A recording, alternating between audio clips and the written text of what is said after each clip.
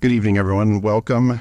I know today was kind of a crazy day waking up to the damage from the storm, so I'm sure it was hectic for some of us more than others, but we made the decision to continue this evening as we've had this date for a while, and of course this time of year it's hard to reschedule, so thank you for making the effort to be here. Welcome to a special meeting of the Kaw Valley Chamber of Commerce. This evening, we're happy to host a presentation on Save the Arch, referring to the historic World War I arch in St. Mary's. With that, I would like to introduce our first speaker. David Steele is going to talk to us about, David Steele from the St. Mary's Historical Society will talk to us about the history of St. Mary's.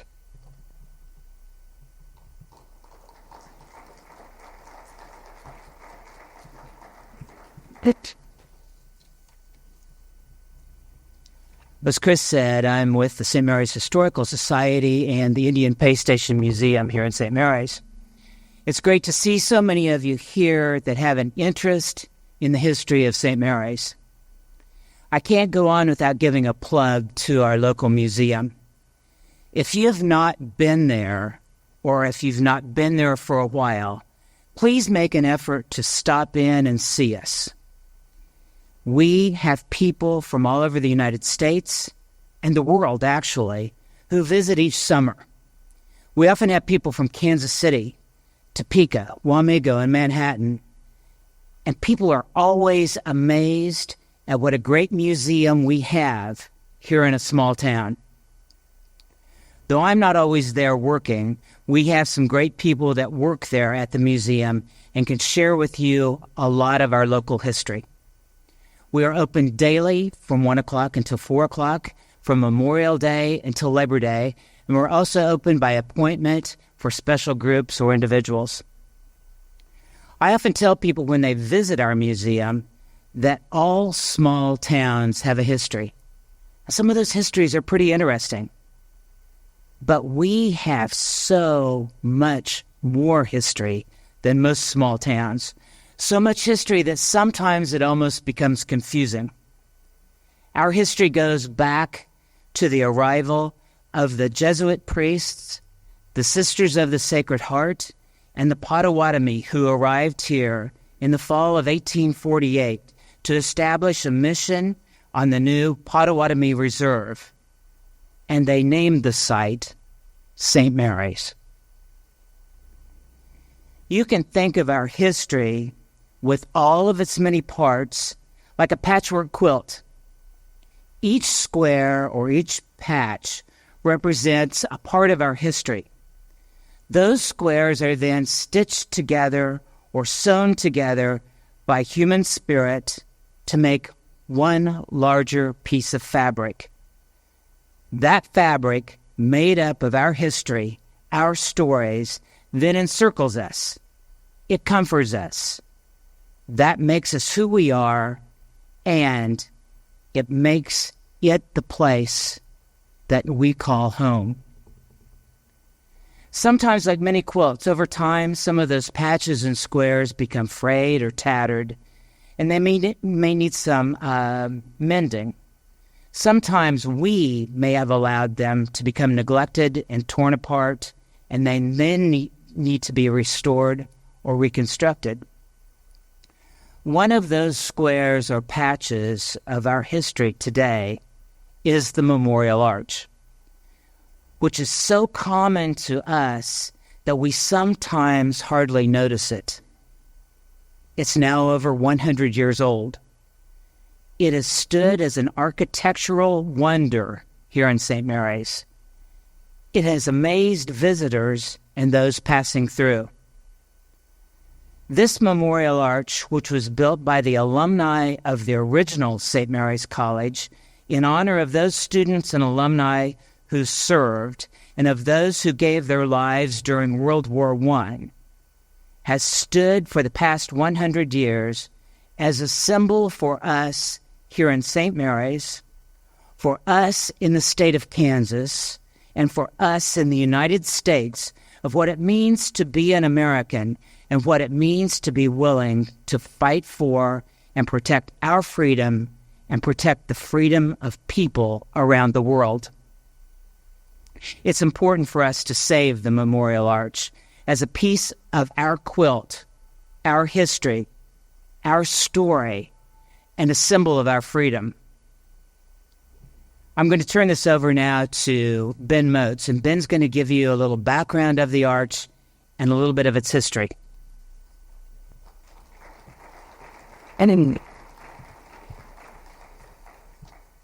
Well, thank you, David, and thank you, Chris, and thank you to the KBCC for hosting this event. If you don't yet know much about the KBCC, as Chris said, you really should look into it. They're already doing some really great things. Thank you all very much for the opportunity to speak to you briefly this evening about the history and significance of our, I would say, magnificent, or at least once upon a time magnificent, and hopefully soon to be again magnificent World War I Memorial Arch, and our current effort to restore it with your help, and why we should all come together to do it. To get right into it, as you may have noticed while passing by it, the arch is falling into ruin, and has been for some time. It is now, we can say, in imminent danger of complete collapse, and mostly cannot be salvaged, as Joe Coldy will demonstrate with some slides here in a few minutes. And so drastic action has to be taken, one way or another, in short order, or it will be lost forever, which would be a great shame. Over the last year, a group of us, the so-called Save the Arch Committee, has been meeting together to discuss ways to address the issue of trying to save this beautiful landmark. We all see it as a great opportunity to bring the community together, since we all share a common love for the rich history of St. Mary's. We all wish to see our town improved and beautified for future generations. This will not be an easy project, and it will not be a cheap one, nor will it be the first time a restoration has been attempted. I am aware of at least several past serious efforts to raise the funds to restore the arch, one at least in the 1990s, which we think raised around $10,000 from the community, and another starting in 2010 with the establishment of the Flint Hills Shakespeare Festival, which incidentally was partially founded as a vehicle to raise funds for the restoration of the arch specifically. The effort in the 90s did some good work to preserve and copy the original drawings for the arch, among other concrete things. And as I understand it, the $10,000 or so that was raised back then has been set aside, and what is left of it is currently being held in a fund that Nick Novelli will possibly tell you about shortly. The Shakespeare Festival effort also raised around $10,000 over the years, over and above their operating expenses, and those funds were used to produce the architectural drawings and renderings you will see shortly, done by Mr. David Height, as I recall. Both efforts advanced until they realized it was going to take much more funding than they had originally thought, to the point that the Flint Hills Shakespeare Festival has now, I can officially say, has retired from the arch restoration business entirely, since any so-called extra funds that we might ever have for the festival, 100% of them have to go back into maintaining the festival and growing the festival as they always have. So this brings us to the current effort, more urgent than ever before due to the further passage of time since those efforts. The arch itself is dedicated to the quote-unquote old boys, as they were called, from St. Mary's College who served in the Great War, World War I. There were over 700 of them. Most especially, it is dedicated to the 19 alumni that paid the ultimate price by giving their lives, and chiefly and most stirringly of all, to Lieutenant William T. Fitzsimons, former graduate of St. Mary's College. William was born nearby in Burlington, Kansas, just south of Topeka, exactly 135 years ago today, on April 18th, 1889. He was born to devout Catholic parents named John and Catherine Fitzsimons, and he had 4 sisters and 1 brother. His brother's one son, incidentally, later became the bishop of the Diocese of Salina, Kansas in the 1980s, and I had the great pleasure of interviewing him at his residence in Ogden a few years before he passed away about the Arch and about his Uncle William. After growing up there in Burlington, William came here to St. Mary's to attend St. Mary's College for his 2-year degree before transferring to the KU School of Medicine in 1908. After he received his doctorate in medicine there in 1912, he spent a year at St. Mary's Hospital in Kansas City, Missouri, followed by a stint at Roosevelt Hospital in New York City. Then, in September of 1914, with the breaking out of the First World War, William felt compelled to travel to Europe to assist those soldiers currently being ravaged in the early years of World War I, even before the entry of the United States into the war. He spent 6 months treating the wounded at hospitals there in England, and then crossed over to war-torn Belgium to perform similar services before returning home in late 1915. Back in Kansas, the 27-year-old Fitzsimons accepted surgical and teaching positions at the KU School of Medicine, but his homecoming was short-lived since as soon as the United States declared war on Germany, he again volunteered to join the Army Medical Reserve Corps in spite of the fact that he had already seen war and all of its hideousness. He was quickly commissioned a first lieutenant and was assigned to Base Hospital No. 5, which stood near the town of Camir on the west coast of France. A few days later, on the night of Tuesday, September 4th, 1917, a particularly bright moon illuminated the camp.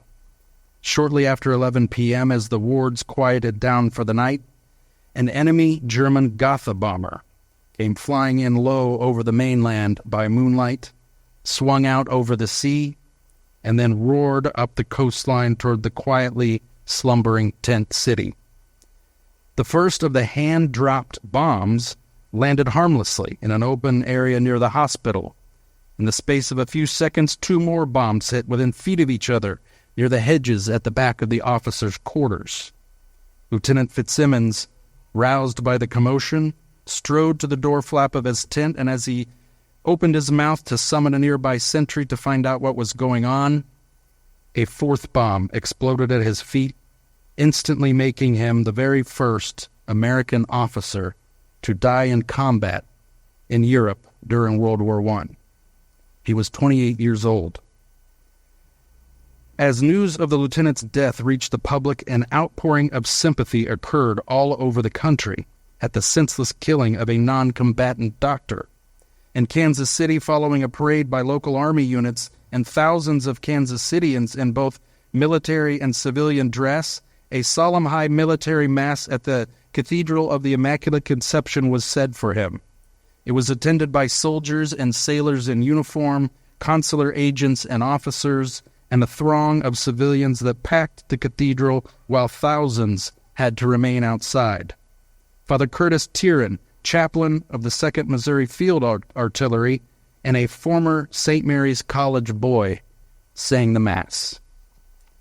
In his sermon to the packed cathedral, Bishop Lillis expressed the sentiments of all Kansas City, stating, quote, "We as citizens have come here as proof of our appreciation for one of our own young men whose loyalty and great sacrifice endear his memory to all. He volunteered for service for our country in a far distant land. He made the greatest of human sacrifices. He gave his life," unquote.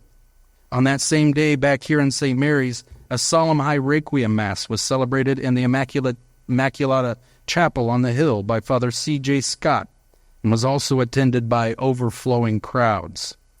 It was sad news for the students and faculty here at St. Mary's, but it was inspiring news as well.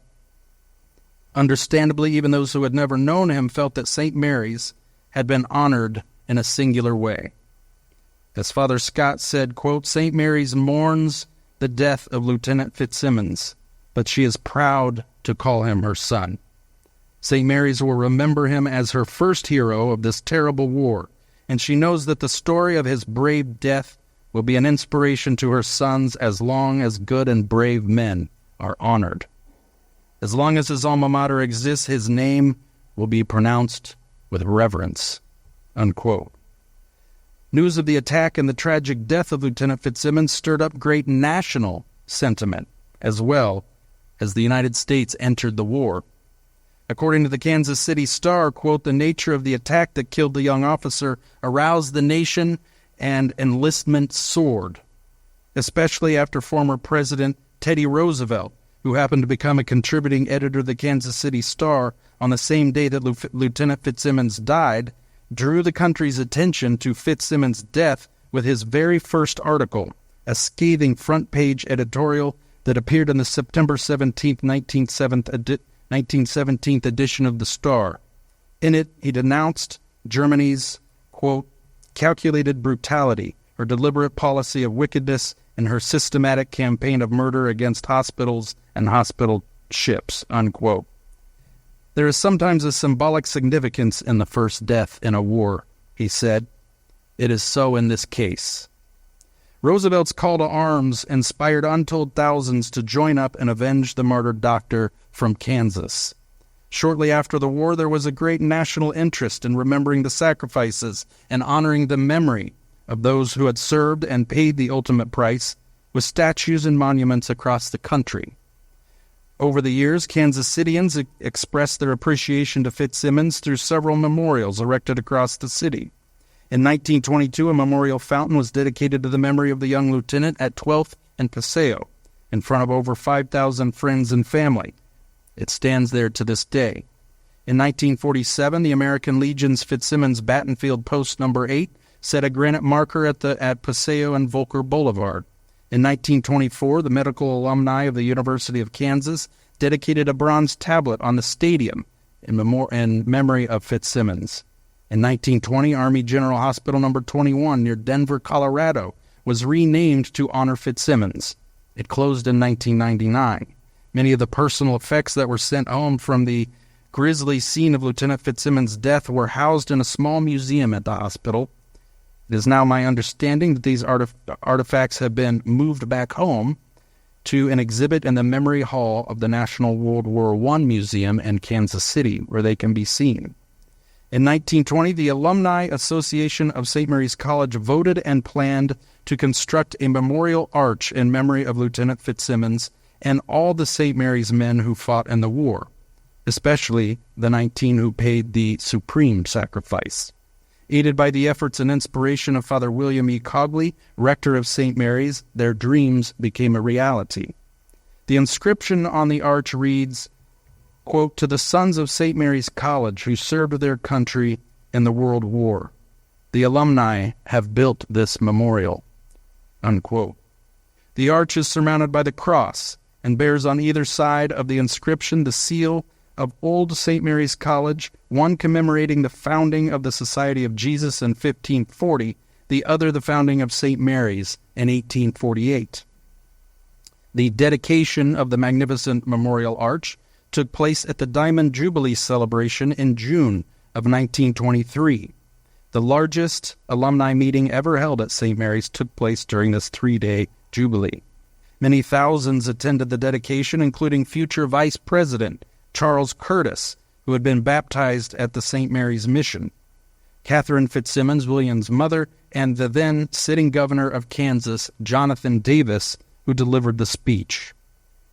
Regarding other World War I memorials in general across the state, historian Stephen Trout says, quote, "In Kansas, 3 World War I victory arches survive. The arch monuments employ a classical design on a massive scale and proclaim the majesty of American achievements. The Victory Arch at St. Mary's Academy and College in the town of St. Mary's is one such. It dominates the front lawn of the campus. Equally imposing, the 40-foot-tall replica of the Arc de Triomphe built as a war memorial for the community of Rosedale near Kansas City, Kansas, can be seen today all the way from Interstate 35. The third of the 3 remaining arches is located on the campus of Haskell University in Lawrence. However large these three arches are, they are minuscule in comparison with Kansas's proposed contribution to a project that, if completed, would have incorporated literally hundreds of commemorative statues into the largest, most elaborate war memorial in American history. Proponents of this gargantuan so-called Victory Highway venture envisioned a paved transcontinental road, the nation's first, that would run straight through the American heartland and feature reminders of recent military service and sacrifice as its dominant roadside attractions. At each county line that the highway crossed, a monument in the shape of a victory eagle would bear a bronze plaque listing local servicemen, both the living and the dead. At each state line, a bronze doughboy statue would greet motorists. Shade trees and roadside parks and rest stops would be dedicated in honor of the fallen. Though very well received for a number of years, in the end, the gigantic memorial, designed to keep the nation from forgetting World War I, was itself forgotten. With the onset of the Great Depression, the project ground to a halt. Here in St. Mary's, we have an opportunity to, in some way, revive that idea. The restoration of our World War I Memorial Arch is an extremely important project that has local, state, and nationwide significance.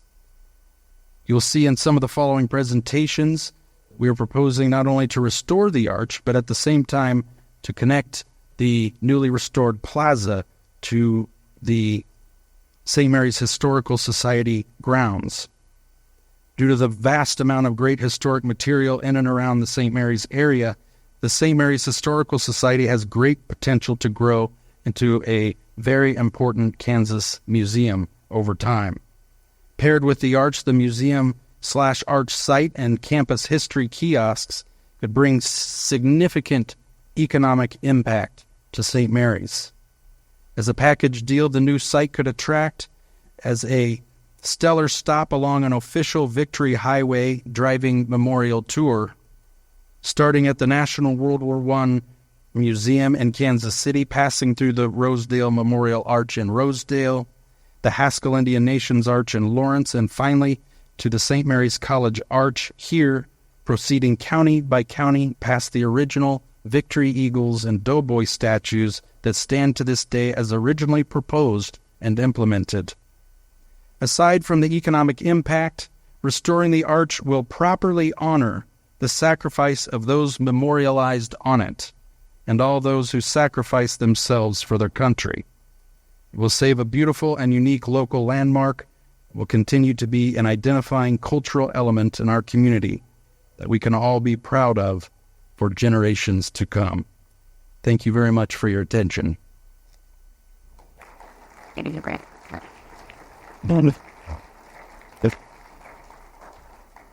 And now I'd like to introduce Joe Coldy, who will talk about some of the structural issues with the current arch. Thank you.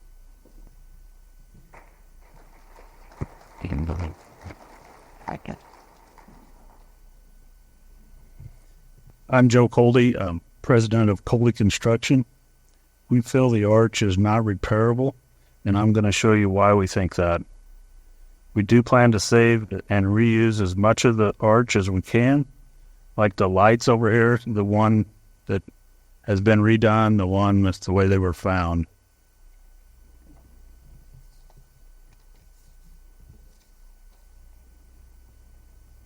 The arch is a precast concrete structure, which means that each piece was cast into a mold and then transported to the site. The precast panels were positioned and brick and mortar were used to fill in the gaps. This construction technique is known as implacton stone masonry, which dates back to the Roman area. The benches and fence pillars are made of stacked brick and with a structural veneer. The top of the arch is missing. It's unclear why or when it disappeared. This absence has allowed water to get inside the arch, causing most of the current issues. You can also see that the capstones are shifting, likely due to water getting under them and freezing.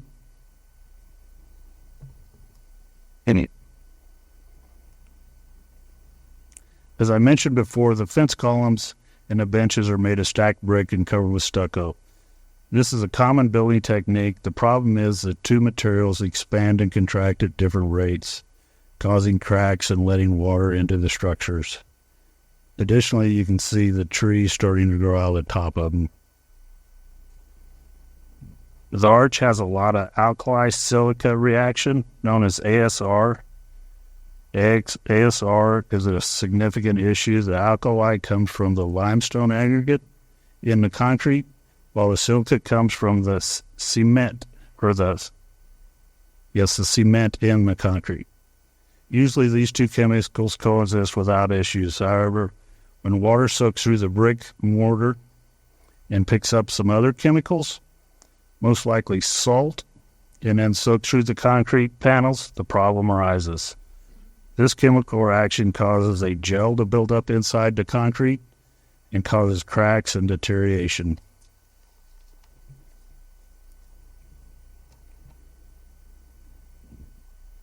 The slides, the ASR in the pictures, the effervescence in the next picture, that's caused by water migrating through the concrete, and most likely that is also salt. That's the beginning of the ASR. And then there's pictures of the loose panels. The pictures on the left show a series of panels that are moving. These panels are on the north and the south side of the arch. The pictures on the right show a single panel moving. And by the way, raise your hand if you know or have seen where this monument's at.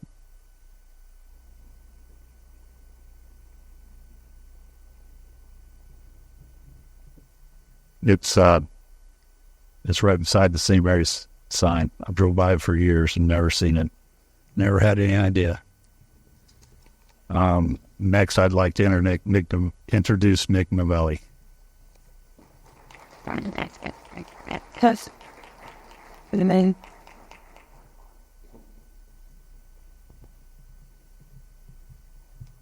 Thank you, Joe. Those pictures really show what we're dealing with, and we appreciate your evaluation of this situation.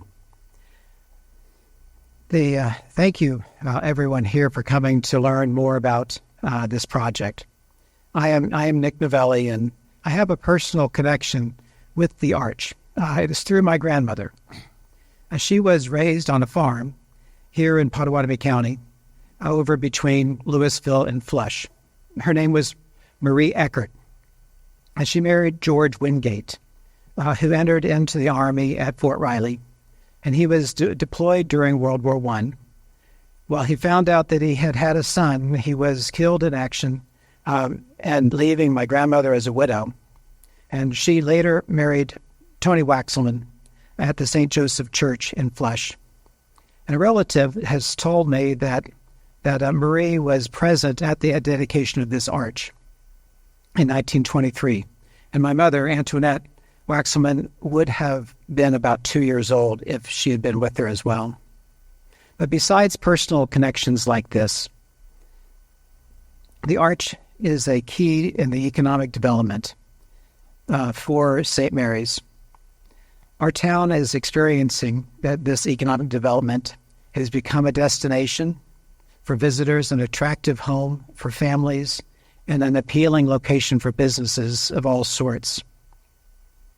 And whether you go to church at the Immaculate Conception or the Baptist or the Methodist Church or the Immaculata, we all must make everything about St. Mary's, make it something that is of quality and significance. And the Arch Project is quality and significance in spades. To achieve this economic development, our town must do two things. One, be united, and two, is welcoming to visitors. In order to be welcoming to visitors, we first need to be welcoming to each other's. The Arch is an opportunity for the college, as one institution here in St. Mary's, to welcome everyone by enhancing public access now to a second place on campus. If in the past any of you have not felt welcome, I'm sorry for anything that made you feel that way, and we need to do better. The aim is to balance the safety needs of a campus with over 900 students that are kindergarten on up, with the equally important need and true desire to share with others. The Immaculata has already become an easily accessible place on campus for the public, and now the Arch, with its new connection with the Pay Station Museum, it will also be a place that you can spend time with your family, bring your friends, knowing it is part of the community of St. Mary's as a whole. So on this one diagram, you can see that there's this, over the Pay Station, the museum over on the side, and then the bridge across the creek. You'll be able to follow the sidewalk over to the Arch for the public plaza. That will be there with the kiosk, with some history, and even an extra memorial to all veterans. So again, it's the idea is to make this a destination, a place that people are proud of, and that people will come and visit. And so by coming together is that we will continue to elevate St. Mary's in the eyes of the entire state of Kansas through this Memorial Arch restoration project. So there's three questions that I'd like to address that have come up. One question is the funds. Where are the funds going to be kept, and how will that work? So the funds, the donations for this project will go to the Caring Community Foundation, which is a community foundation based in Onega. Onega is interesting because they have their own Doughboy statue. If you've ever had a chance to see it, you should go and see the Doughboy statue. The community foundation is designed to help local nonprofit organizations to raise funds for various needs. This foundation, the Caring Community Foundation, has a scholarship fund for the St. Mary's High School alumni. It also has already established the St. Mary's World War I Memorial Arch Fund. And that is where the funds that were raised back in the 90s were transferred to the foundation in order to segregate them and to keep them separate and restricted for this project. With us tonight is John Sameka. He's on the board for the Caring Community Foundation. John, could you just stand for a moment? And so if there's questions about the foundation, you can talk to John. And Jay Rezak is the chairman of the foundation. I don't think he was able to make it, and it may have been because of the storm. He was going to be here as well. And so donations for the Arch will go to the foundation, and that is the tax-deductible entity. Another question comes up is, how much is this going to cost? And the short answer is, we're working on it. The longer answer is, we have had a highly qualified architect who's here with us tonight, David Height, work up detailed plans for the Arch so that we can determine what the needs are. And we've had a very qualified construction company review those plans and make estimated costs of what all parts of the project would be if we were to do it on a turnkey basis and have everything contracted out. And that cost ended up being in the millions. And as a committee, we've made the objective to do as much of this work with volunteer labor and volunteer people doing the fundraising, and also local artisan help to the extent that we can. The idea is to follow the model of the Wamego Veterans Memorial. That was probably about 10 years ago. They established that memorial, and it's in their city park, and you should go see it sometime. Actually, the city park has its Victory Highway eagle at one end, and at the other end of the park is the Veterans Memorial.